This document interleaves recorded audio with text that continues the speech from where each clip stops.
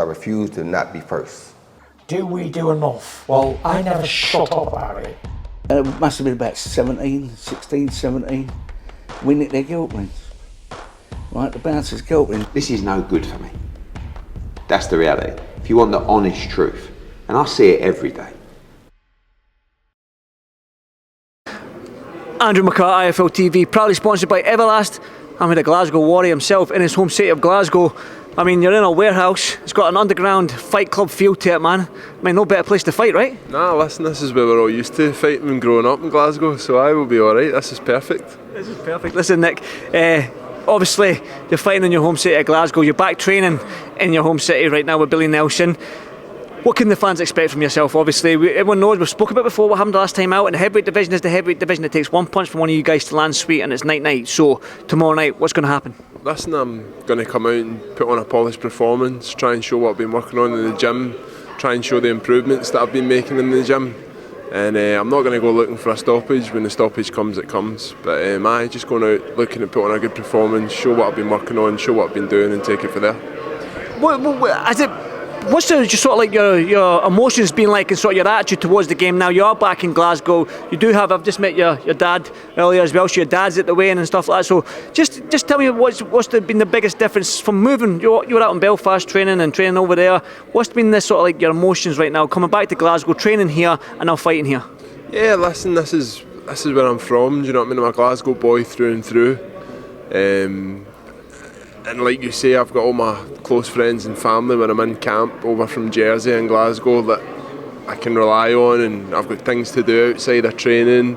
I'm happy, I've got all good people around about me that I love and I want to be around. So I'm enjoying it. Like you say, I'm fighting in my home city, sold 105 tickets for this. So I'm really looking forward to putting on a show in front of everybody that's come to support me. And I can't wait.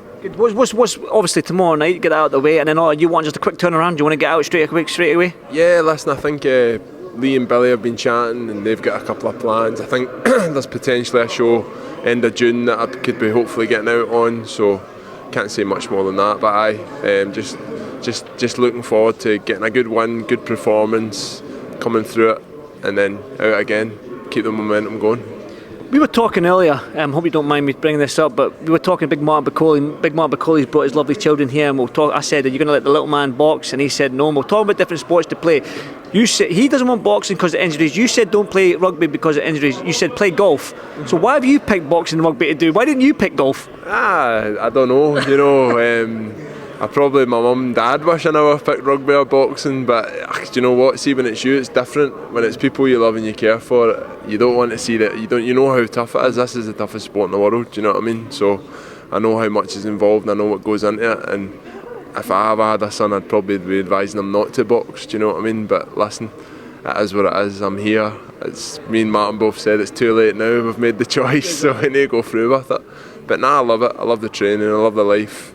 I don't think I would change anything, and I'm proud to have achieved what I've achieved, and I'm proud to go and achieve what I'm going to achieve. So you're telling me once you retire, golf's your game now? Golf, play off a 24 or something.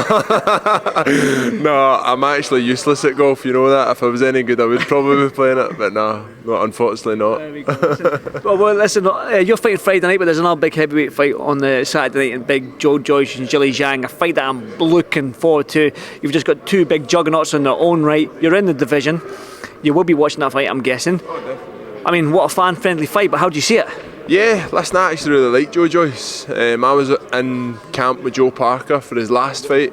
Joe Joyce's last fight was against Joe Parker, and I was in camp with him. So I was rooting for Joe Parker. Joe Parker, get mixed up because there's so many Joes, two Joes. I was rooting for Joe Parker in that fight, but you know what? I actually really like Joe Joyce. He seems like a good guy. There was no animosity after the fight, you know what I mean? He's a good bloke, and I think he's a great fighter, and he's trouble for anybody in the division. I fancy him to get the job done round 10 to 12. I think he'll stop him late. Zhang's a great fighter, do you know what I mean? And he's tough and he's big. He's kind of like Joe Joyce to a certain extent. It's the same kind of style of fighter.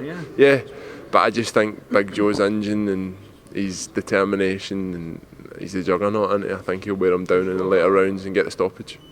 I said as well, man. I think other than Brian Jennings when he landed that body shot, I've not seen anyone put a dent in Joe Joyce yet. Can Zhang be that guy?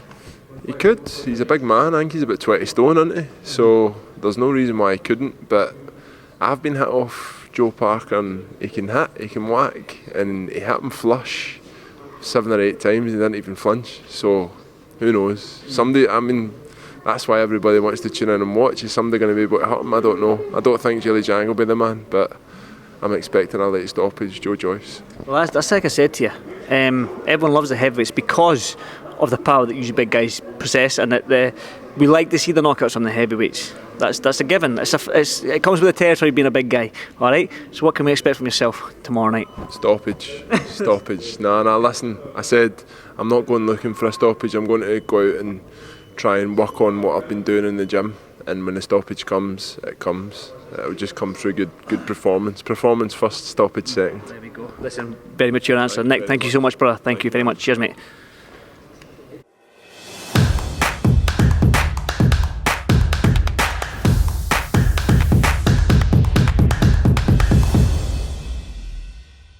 Refuse to not be first.